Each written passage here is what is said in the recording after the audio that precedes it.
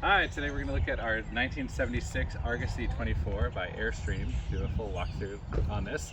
If you don't know Argosys, they were an experiment by Airstream in the 1970s looking at the idea of using a single steel kind of unibody approach to the dome rather than doing the kind of riveted panels that are characteristic of Airstreams. The Argosy, one of the things people love the most is these big wraparound windows in the front. Protection is always an issue if you're an Argosy person.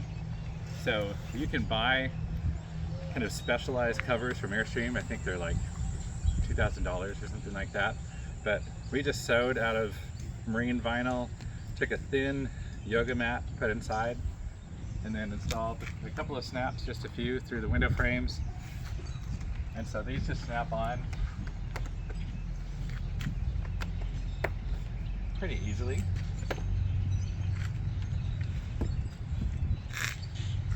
I say easily, not always that easily.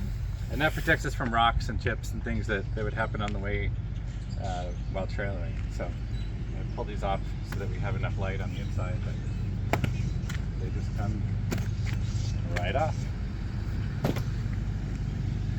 One of the things that we did we did sort of a working restoration, not a full restoration.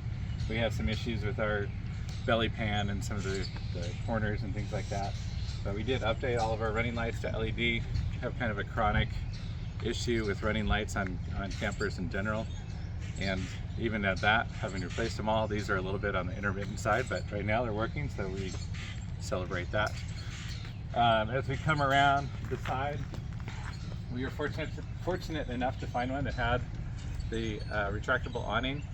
The material was shot on it, so we had a Sunbrella replacement awning made for it that kind of matched the vibes of things. I should mention that from the factory, the Argosys, because they weren't all aluminum, were painted, and they were roughly kind of this color.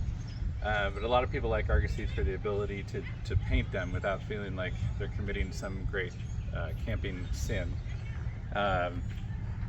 You actually, Beth, if you want to turn around, we have a neighbor in the campground right now who's kind of a more traditional look for Airstreams,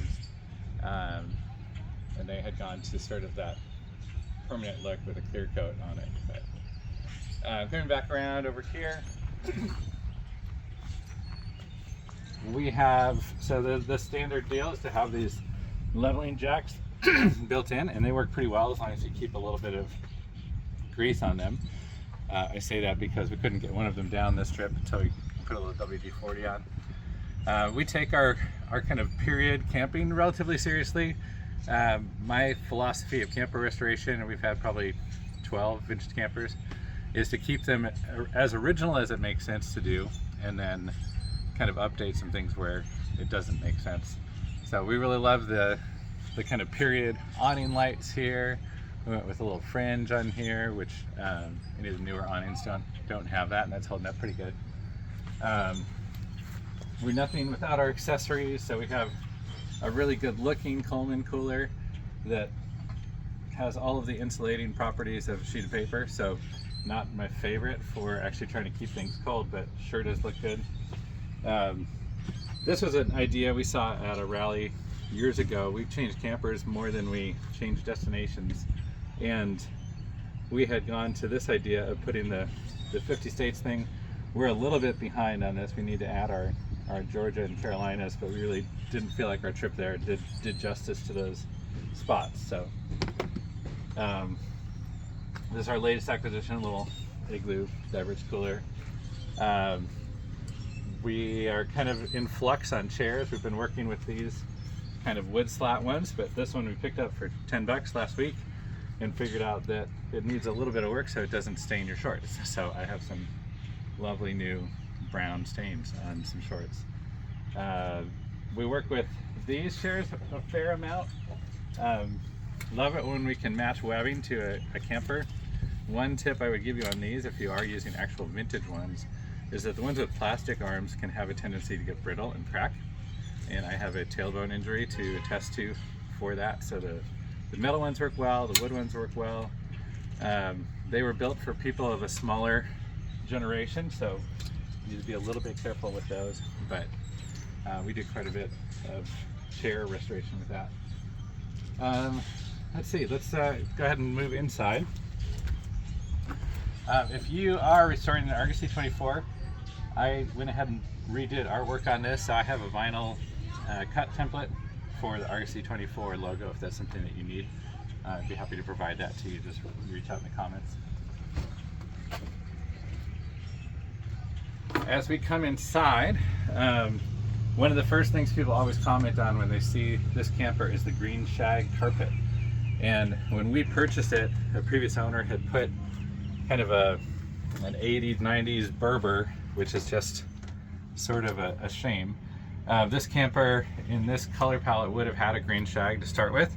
And so we searched high and low and actually pieced together a carpet runner, an area rug, some different things in order to bring back the legit green shag that says 1976 better than anything else. Curtains are original to the coach as far as we know. That's on our things to do someday list. This dome is kind of, again, a single piece of plastic or ABS. I'm not sure what the material is precisely on this. And characteristically develops these cracks as things get brittle through the years.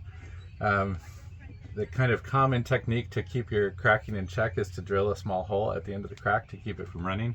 And that's been largely effective for us. We have just little tiny drilled holes here and haven't seen any continuation in the cracking in what, 3 or 4 years, maybe 5, that we've owned this camper. There are a couple of different trim levels even within the Argosys, but certainly within Airstreams in general.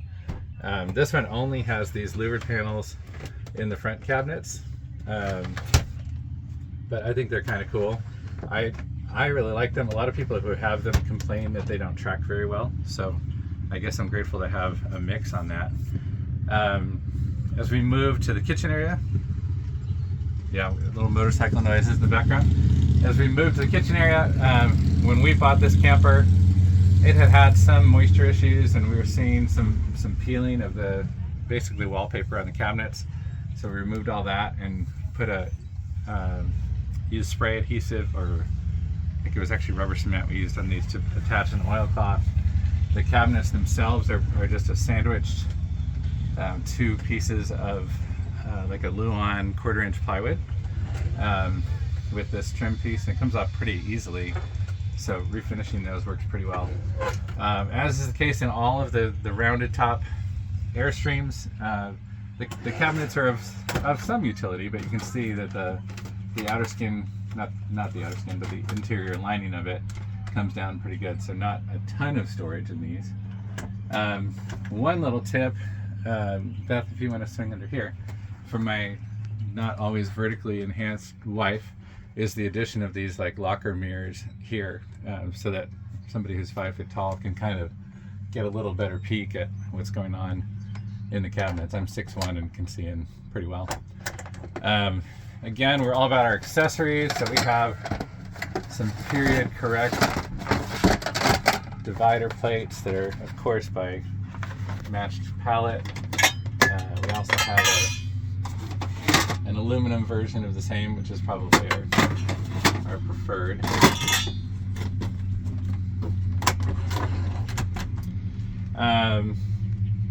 Let's see, one of the things on our project list is to redo our backsplash.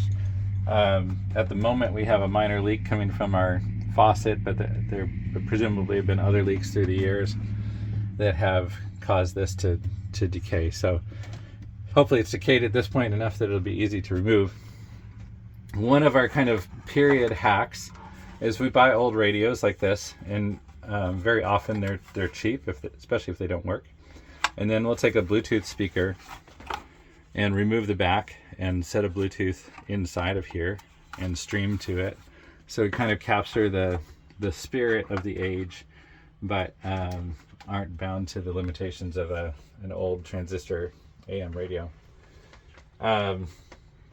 Let's see, under the sink, more storage. We tend to keep everything we can in some kind of a sealed container, just in case we get rodents during a season of not use. The stove is original here. The green Formica would be original. Just a few other vintagey things. My wife can go anywhere as long as there's a steady supply of coffee, so we have added a Keurig as one of the modern pieces that we included in here. This unit does have air conditioning through the ceiling unit, and it also has a central furnace. We don't tend to use that much. We live in South Texas, and but there's a ducted furnace system with vents and things that would heat this thing up pretty good. Ours, of course, needs a new thermocoupler right now to be functional. Original fridge on this is this Dometic, and it can work in electric or off of propane. It's a ammonia-based system, so it takes, if we really wanted to use the fridge, we probably would need to start about 3 days before a camping trip to let it very slowly get to temperature. So we tend to use this more as a kind of secure dry storage than a refrigerator at this point. I have seen people take the front door of their original Dometic and update a newer unit that works more efficiently in that, but that's the case. This is a pretty narrow little cabinet. A lot of people use that as their liquor closet, but there's a vent hood that goes up the back that's the venting for the propane oven. Lots of storage in this particular model camper. So we're just into the wheel wells kind of at this stage. But there's some pretty cool little features I'll talk about in a minute, just for pack in and pack out. As we move into the bedroom space, we have this accordion door, which is kind of neat. Some people take this out, but we camp with our son sometimes and appreciate the ability to have just a little bit of separation. Looks like I've got one that needs to get back in the trash. One of the things that's kind of unique about this model, and some people love it and some people hate it, we're kind of convinced that there's two types of people in the camping world. Those who must have a double bed for a couple, and those who are happy with the twin model. So if you don't have slide outs in a newer camper, I'm pretty convinced that there is no better way to sleep than in twin beds. The reason for that is that there's just not enough width in most campers. So you have configurations where the bed runs this way, or if somebody needs to use the restroom, they're climbing over the other person, or feeling claustrophobic, trapped in. A lot of Airstreams have a gaucho model with a bed that pulls out kind of here in the middle of things, and it's just kind of an awkward flow. Never been really a fan of that. But the twin bed models just give you a lot of open space, a lot of options for configuration. We have, if you've seen our camper van video, you see how we address that there. Some really great little conveniences. These reading lights with shelf, I kind of wish we had at home. You see the thermostat for the furnace unit. There are outlets behind this curtain on each side. And then you can stay on that shot. Whoa. We use some of our extra vinyl from doing the guards for rocks, and just put snaps on here. There were existing snaps installed. You can see right here. And when we put this up, if we're doing, boondocking in a Walmart parking lot or somewhere where there's a lot of light interference, these work really well for blackout shades and allow you to sleep pretty effectively. Just gonna set that over there. Moving to the bathroom, I'll have Beth film this once I step out, but I do have a shower. I can't tell you that I've ever used a shower. I have claustrophobic tendencies anyway, but for people who are really into showers, we have that. There is the ability to kind of rinse off your feet or something like that. The toilet here, of course. This is kind of a neat medicine cabinet. It just lifts up like this, and you've got quite a bit of storage to the inside here, as well as in the absence of a full-length mirror, having just that slight down tilt allows kind of the full body deal there. And then one more closet back here. One of the things I alluded to earlier is some of the things that Airstream puts in for kind of ease of packing. So you can take these little clips, take them into your house, get all of your hanging stuff in, and then just take the whole unit and stick it onto the hanging bar. The same is true down in the lower compartments. So under the bed and under the dinette in the front, there's all of these lower compartments, and they come stock with these trays. So from a packing perspective, you can just bring the tray in when it's time to camp, slide that right in, and away you go. Let's see, 2 vents. This one is just a passive vent. There is a fan on the front one. We haven't upgraded to any of the modern max air vents or any of those kind of things, but it's always helpful to be able to release some of the hot air if you're camping temperate and just want to get a little bit of airflow. We did add, we'll change places here. We did add a small TV in here. Just every now and then you get rained out or whatever, and can't say we use it a whole lot, but we mounted it on this wall so that we could swing it around for viewing from the living room or from the bedroom. The wall that it goes into is just a 1/4 inch wall, so it's not super structural. We did not add really any backing to the inside, which I would say if you were going to make extensive use of it, you'd probably want to do that. But whenever we are not parked, we just take, it's 2 screws to take this off, lay it down on the bed, and have it protected by the covers, and takes a lot of the weight off. So we've had that up for a couple of years and really have not seen any issues from that. Let's see, I think that's about it. If you have questions, comments, things like that. What are you just reading? The curtain here. The curtain here, yes. It's nice. Okay. A rolling shade. Yeah, so this is an original rolling shade. We have one in the restroom as well. Super bougie with the like gold laced fancy trim. And that rolls up nicely. There is a hood vent kind of thing here above the stove and some other means of whatever. There's some fun switches from the previous owner. They used a lot of these kind of press through lettering systems. So whatever this controls, this is the off position. So let's see. I'm not sure we ever turned this on. It's on, but I don't hear anything. So now it's off. It's similar to the crank up roof vents. This is cool. But if you want to go overhead. Oh, you're showing the sliding door. Yeah, so there's a sliding door to the restroom.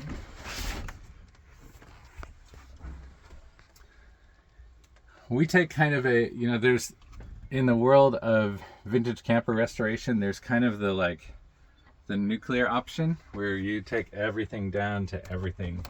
And a lot of people do that. And, admittedly, probably the long game on that would say that there's something to be said for that. We kind of like the vibes of vintage campers, so we don't tend to want to reduce that.